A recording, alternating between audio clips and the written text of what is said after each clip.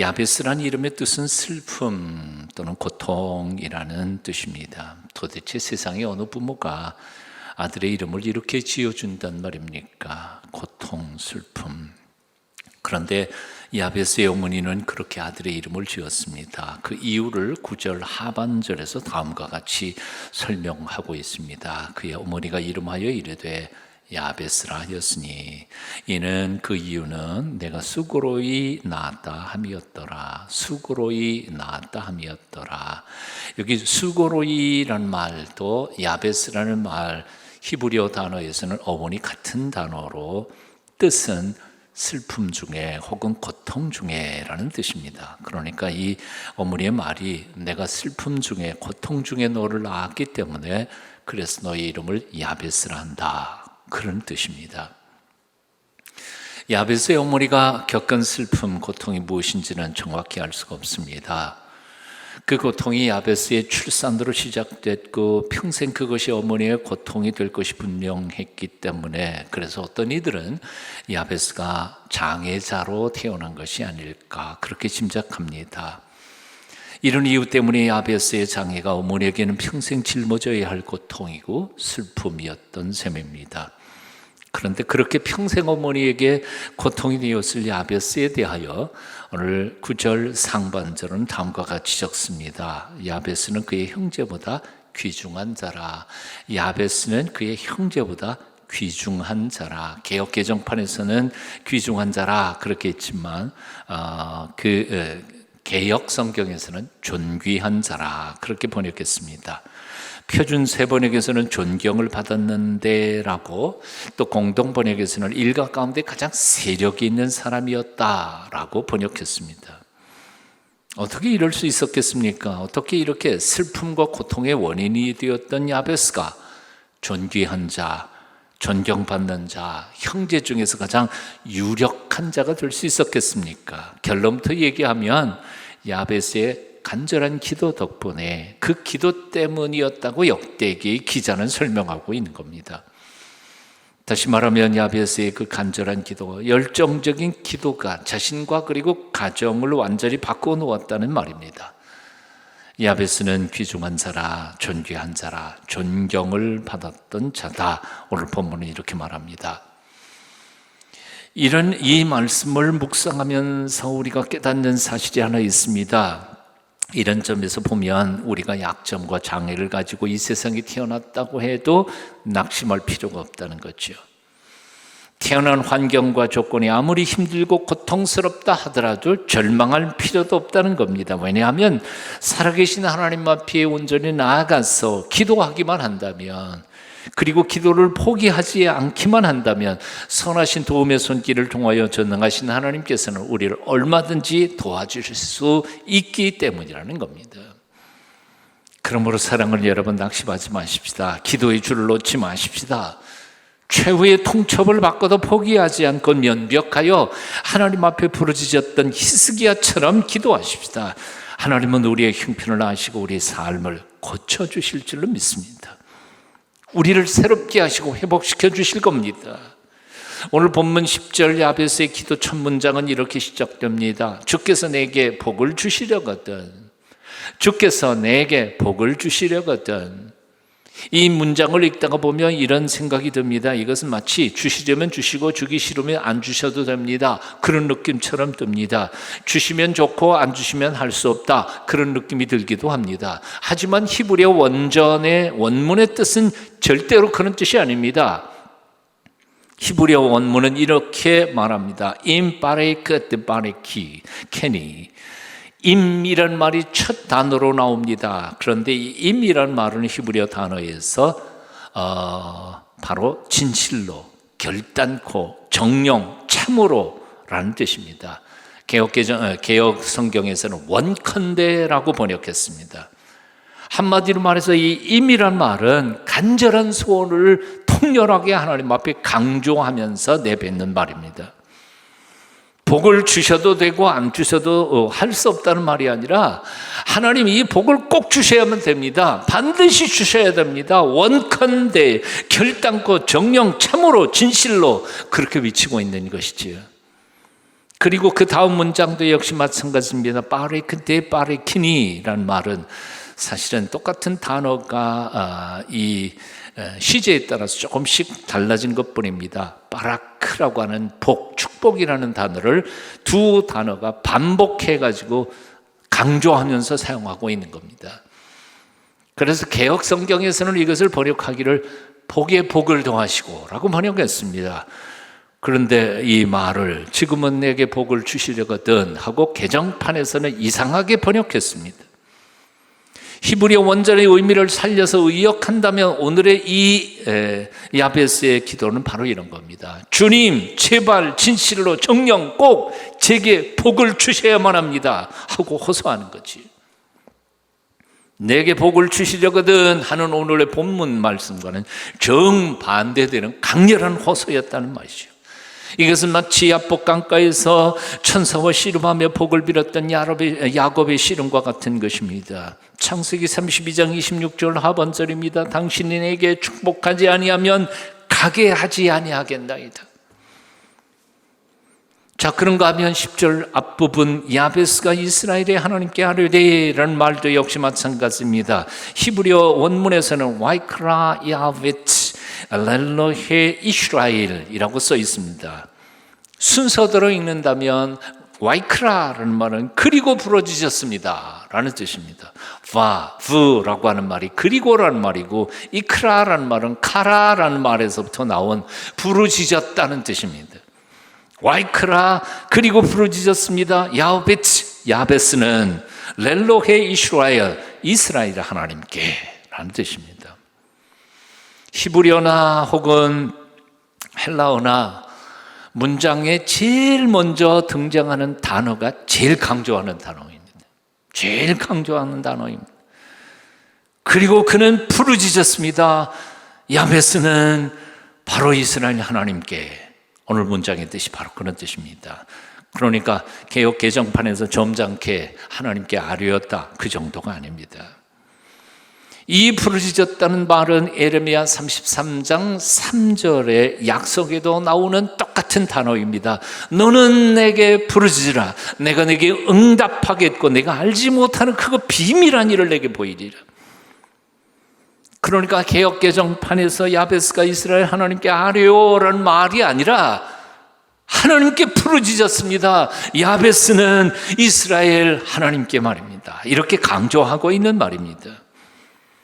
그러니까 야베스의 기도는 주면 고맙고 안 주시면 그만두라 하는 기도가 아닙니다. 꼭 주님의 복을 받아야만 합니다. 그 복 못 받으면 저는 죽게 생겼습니다. 그런 결단으로 몸이 부스러져라고 야곱처럼 야복 강가에서 뼈가 위골될 만큼 하나님과 씨름했던 그 기도를 표현한 말입니다. 오늘날 많은 기독지 성인들이 기복신앙이라는 말을 싫어합니다. 복을 위하여 하나님 앞에 기도하는 것은 마치 이단처럼 생각하는 경향이 있습니다. 또 어떤 이들은 이제는 살만 하니까 하나님께 복 달라고 기도할 필요가 없다고 생각하는 것 같기도 합니다. 하지만 성경은 밝히 말씀하고 있습니다. 하나님은 복의 근원이시다. 하나님은 우리 인생들에게 복 주시기를 기뻐하시는 사랑의 아버지이시다. 우리 인생들은 창조주 하나님이 주시는 복 없이는 한순간도 제대로 살 수 없다. 그 하나님은 우리 인생들에게 내게 복을 구하라 그러면 주마 계속해서 명령하고 약속하신다. 이게 바로 성경의 메시지입니다. 솔직히 말하면 신학생 시절에 교수님들이 기복신앙의 폐단에 대하여 너무 말씀을 많이 하시기에 신학교 졸업하고 몇 년 동안은 기복신앙에 대해 설교를 한 적이 없었습니다. 하지만 10여 년 동안 목회하면서 성경을 다시 창세기부터 요한계시록까지 읽어보니까 하나님은 복 주시는 하나님이십니다. 하나님께 받은 복을 너무 이기적으로 자기 중심적으로 사용하니까 그것이 문제일 뿐이지 복 주시는 하나님 앞에 복 달라고 기도하는 것은 전혀 비성경적인 게 아닙니다. 오히려 하나님께 기도하지 않는, 복 달라고 기도하지 않는 것이 비성경적이고 불신앙일 뿐입니다. 사랑하는 여러분, 하나님이 만복의 근원이심을 믿습니까? 하나님이 복을 주시지 않으시면 내 인생 한순간도 제대로 살아갈 수 없다는 사실을 인정하십니까? 야곱은 그렇게 생각했습니다. 그리고 그렇게 믿었습니다. 그래서 환도뼈가 어긋날 때까지 복 달라고 하나님과 씨름을 했던 것입니다. 내게 복 주시지 않으시면 절대로 못 가십니다. 붙잡고. 야베스 또한 그렇게 믿었습니다. 그래서 목숨을 걸고 하나님께 부르짖어 기도했습니다. 하나님이여, 제발 정녕 꼭 제게 복을 주셔야만 합니다. 그래서 하나님은 그의 기도에 응답하신 겁니다. 하나님이 그가 구하는 것을 허락하셨더라. 하나님이 그가 구하는 것을 허락하셨더라. 사랑하는 여러분, 하나님의 만복의 근원이신 것을 의심하지 마십시다. 하나님이 우리 인생들에게 복 주시기를 기뻐하시는 하나님, 사랑의 아버지이신 것을 믿으십시다. 하나님께서 주시는 복 없이는 우리는 한순간도 제대로 살아갈 수 없는 피조물 인생임을 고백하면서 오늘도 하늘아버지 앞에 나아가 복 달라고 부르짖어 기도하는 하나님의 사람들이 다 되실 수 있기를 축원합니다. 야베스처럼 혹은 야곱처럼 갈멜산 꼭대기에 엘리야처럼 겟세마네 동산에서 밤을 새우시던 예수님처럼 그렇게 눈물로 복 주시는 하늘아버지께 나아가 기도하는 여러분 다 되실 수 있기를 바랍니다. 하나님께서 반드시 응답해 주실 것입니다. 은혜 베풀어 주실 것입니다. 주여 복을 주시기를, 마른 땅에 비 내려 풍성하게 함과 같이 은혜 내려주소서. 내게도 은혜 내려주소서. 나의 마음 주를 떠나 죄에 빠져갈 때에 은혜로우신 아버지여, 나를 잡아주소서. 내게도 은혜 내려주소서. 야베스는 첫 번째로 이렇게 기도합니다. 나의 지역을 넓히시고, 나의 지역을 넓히시고, 개역 성경에서는 나의 지경을 넓혀주소서라고 번역했습니다. 나의 경계선을 넓혀달라는 거죠. 그런데 이 기도는 땅 부자 되게 해달라는 말이 아닙니다. 20평 아파트에서 30평 아파트로 넓혀 달라는 말도 아닙니다. 돈 많이 벌고 높은 자리에 앉게 해달라는 것도 아니고, 나 혼자 잘 먹고 잘 살면서 사람들에게 보란 듯이 자랑하면서 살게 해달라는 것도 아닙니다. 많은 성도들이 이때까지 이 기도를 그렇게 자기 중심적이고 이기적으로 사용했습니다. 나 혼자 잘 먹고 잘 살도록 도와달라는 찰나적 물질적 강구로 기도했습니다. 하지만 이 야베스의 기도는 그렇게 이기적이고 자기 중심적 물질적인 기도가 아니었습니다. 오히려 나 혼자 잘 먹고 잘 살게 해달라는 것이 아니라 나의 작은 봉사와 섬김을 통해서도 그 선한 영향력을 온 세상에 미치게 해달라고 하는 풍성한 사역에 대한 기도입니다. 내 기도가 내 울타리를 넘었고 이웃을 넘고 나라와 땅을 넘고 온 세계를 향하여 뻗어나감으로 내 작은 섬김을 통해서도 보다 많은 사람들이 복받아 살아가는 아름다운 세상 만들게 해달라는 겁니다. 나의 인격과 내 마음을 넓혀주시고 크게 그릇을 만들어 주셔서 모든 사람들을 품게 하여 주시고 나의 선한 영향력을 통하여 하나님의 영광을 받으시고, 나는 이것밖에 안 된다, 나의 한계를 생각했던 것을 그 한계를 넓혀주셔서 큰 그릇 되게 해달라는 기도입니다. 오늘 이 아침 이 차원 높은 기도가 여러분의 기도가 되시기를 축원합니다. 여러분의 기도가 되시기를 원합니다. 여러분의 기도가 깊은 기도가 되시기를 바랍니다. 이 기도를 통하여 여러분의 선한 영향력이 온 세상으로 뻗어나기를 축원합니다. 여러분의 마음의 그릇이, 인격이 더 넓어지고 여러분의 삶의 터전과 섬김과 봉사의 영역이 확장되기를 축원합니다. 이렇게 기도했으면 좋겠습니다. 주여, 우리의 지경을 넓혀주소서. 나의 한계를 뛰어넘어 나 같은 놈 통해서도 하나님 영광 받으소서. 야베스는 두 번째로 이렇게 기도합니다. 주의 손으로 나를 도우소서. 주의 손으로 나를 도우소서. 야베스는 세상이 얼마나 험악한 곳인지를 알았습니다. 그에 비해 자신이 얼마나 연약한 존재인지도, 그리고 악한 사탄 마귀 계계가 얼마나 간교한지도 잘 알았습니다. 그래서 자신의 힘과 재주와 믿음만으로는 이 험악한 인생길에서 승리할 수 없음을 잘 알았기 때문에 인생의 주인이신 하나님 앞에 도움을 요청하고 있는 것입니다. 주의 손으로 나를 도우소서. Help me with your hands. Help me with your hands. 주의 손으로 나를 도와주소서. 이스라엘을 위대했던 영도자였던 느헤미야, 그도 그의 고백석에 보면 늘 이렇게 간증합니다. 느헤미야 2장 8절입니다. 내 하나님의 선한 손이 나를 도우심으로, 내 하나님의 선한 손이 나를 도우심으로. 느헤미야 2장 18절입니다. 하나님의 선한 손이 나를 도우신 것을. 사랑하는 동성 가족 여러분, 우리 자신이 얼마나 연약한 존재인지, 얼마나 깨지기 쉬운 질그릇인지 결코 잊지 않기를 바랍니다. 교만하지 마십시오. 우리 삶의 모든 영역에서 하나님의 선하신 도움의 손길이 매 순간 꼭 필요함을 잊지 마십시오. 그리하여 매 순간 두렵고 떨리는 마음으로 살아계신 하나님 앞에 나아가 그 전능하신 도움의 손길을 간구하며 그 힘으로 이 험악한 세상 한복판에서도 날마다 승리하면서 살아가는 하나님의 거룩한 자녀들이 다 되실 수 있기를 축원합니다. 시편 기자는 이렇게 간절히 하나님 앞에 기도했습니다. 여호와여, 은총을 베푸사 나를 구원하소서. 여호와여, 속히 나를 도우소서. 나는 가난하고 궁핍하오나 주께서는 나를 생각하시오니 주는 나의 도움이시여 나를 건지시는 이시라. 나의 하나님이여 지체하지 마소서. 나의 하나님이여 지체하지 마소서.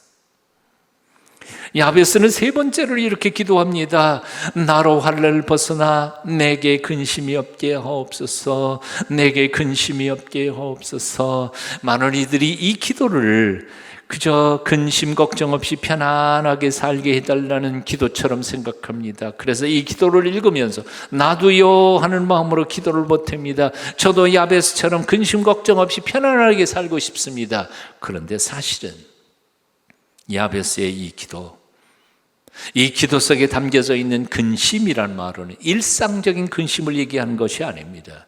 이 근심은 앞에서도 얘기했던 것처럼 9절에서 어머니의 말 중에 수고로이라는 말과 야베스의 말 이름과 똑같은 단어 야차브라고 하는 어원에서 나온 슬픔 혹은 고통이라는 말을 의미하고 있는 바입니다. 한마디로 말해서 야베스는 그저 일상적인 근심 걱정 없는 편안하고 무탈한 삶을 기도하고 있는 게 아닙니다. 오히려 태어날 때부터 자신을 옥죄고 고통을 주는 그 고통스러운 문제로부터, 자신의 힘으로는 풀 수도 없고 풀리지도 않는 그 고통의 문제로부터 자신을 해방시켜달라고, 건져달라고 하는 그런 기도였습니다. 그렇습니다. 야베스는 고통 중에서 태어났습니다. 자신도 고통스러웠지만 어머니에게도 평생 안고 가야 할 쓰라린 아픔을 안겨주는 사람이었습니다. 그런데 놀랍게도 그가 야곱처럼 목숨 걸고 하나님 앞에 부르짖을 때 하나님은 그의 인생을 그 고통에서 풀어 자유케 하시고 그 인생을 바꾸어 주셨던 것입니다. 그래서 예레미야를 통하여 하나님 지금도 오늘도 우리에게 당부하십니다. 너는 내게 부르짖으라. 내가 내게 응답하겠고 너는 알지도 못하는, 짐작도 못하는 크고 비밀한 일을 내가 내게 보여주리라. 지난주에 우리는 죽음에 직면한 히스기야를 통해 기도에 응답하시는 하나님을 배웠습니다. 오늘도 야베스의 고통스러운 삶을 바꾸어 존귀한 인생으로 만드시는 하나님을 배웁니다.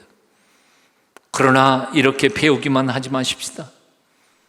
성경의 지식만 쌓아 머리만 커지는 사람이, 입만 말로만 하는 사람이 아니라 이제는 살아계신 하나님, 우리 기도를 들으시는 그 하나님 앞에 나아가 이 고통의 코로나19의 터널 속에서 하나님 앞에 부르짖어 기도하는 사람들이 되십시다.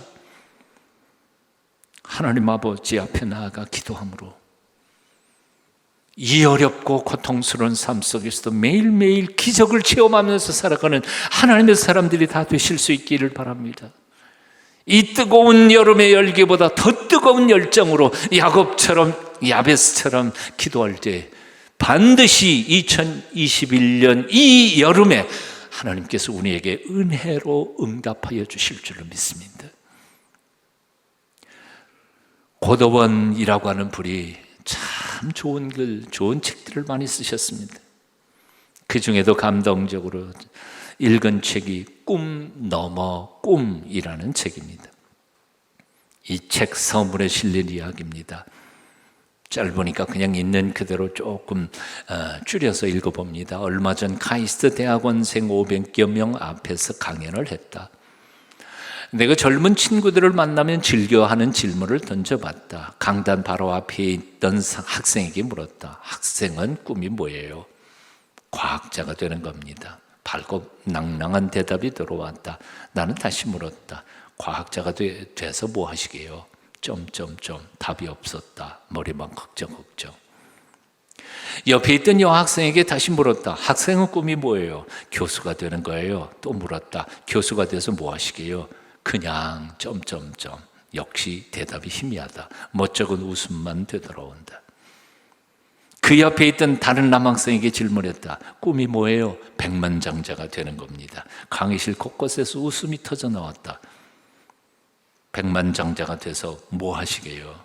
드디어 이번에는 대답이 나왔다. 잘 먹고 잘 살려고요.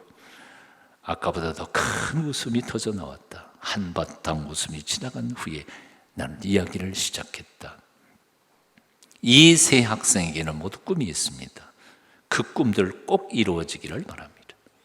과학자가 되고 교육자가 되고 백만장자가 되기를 바랍니다. 그러나 이 세 학생에게는 꿈 넘어 꿈이 없습니다. 과학자가 되고 교육자가 되고 백만장자가 된 다음에 무엇을 하겠다는 바로 그 무엇, 꿈 너머의 꿈이 없는 것입니다. 꿈이 있으면 행복해지고 꿈 넘어 꿈이 있으면 위대해진다. 이 마지막 문장이 참 기가 막힌 문장이에요. 꿈이 있으면 행복해지지만 꿈을 이루고 난 뒤에의 그 꿈에 대해서까지 생각하고 있는 사람은 위대한 사람이 된다는. 세상 모든 사람들이 꿈을 꾸지만 대개 그들의 꿈은 찰나적이고 이기적입니다. 돈 많이 버는 꿈, 높은 권력의 자리에 오르는 꿈, 인기 연예인이 되어 박수 받는 꿈, 올림픽 금메달리스트가 되는 꿈. 하지만 언제나 그런 꿈은 그저 그걸 이루고 난 다음에는 뭐가 없습니다. 그런 꿈들은 자기 중심적, 소극적이고 찰나적인 꿈들일 뿐입니다. 꿈 넘어 꿈을 꾸어야 합니다. 오늘날 많은 정치인들이 모두 대통령 되는 꿈을 꿉니다. 그런데 문제는 대통령이 되어서 이 나라를 어떤 나라로 만들어갈 것인지에 대하여 비전도 없고 꿈도 없습니다. 그런 사람이 대통령이 되니까 본인도 불행해지고 국민들도 불행해지는 법입니다. 오늘날 많은 사람들이 부자가 되는 꿈을 꿉니다. 하지만 부자가 된 후에 그 얻은 재물로 무엇을 할 것인지에 대하여 꿈을 꾸어본 적이 없기 때문에 번 돈, 재물이 그를 타락시켜버립니다. 교만하게 만듭니다. 할 짓 못할 짓 다 하다가 자신도 남도 쫄딱 망해버리는 겁니다. 꿈이 있으면 행복해지고 꿈 넘어 꿈이 있으면 위대해진다. 행복한 삶을 넘어서서 위대한 인생을 살게 되시기를 축원합니다. 복을 많이 받는 것보다 진정한 참된 복, 하나님이 주시는 복, 나 혼자 잘 먹고 잘 사는 꿈이 아니라 함께 잘 먹고 잘 사는 공동체의 복을 꿈꾸면서 위대한 인생을 살게 되시기를 바랍니다.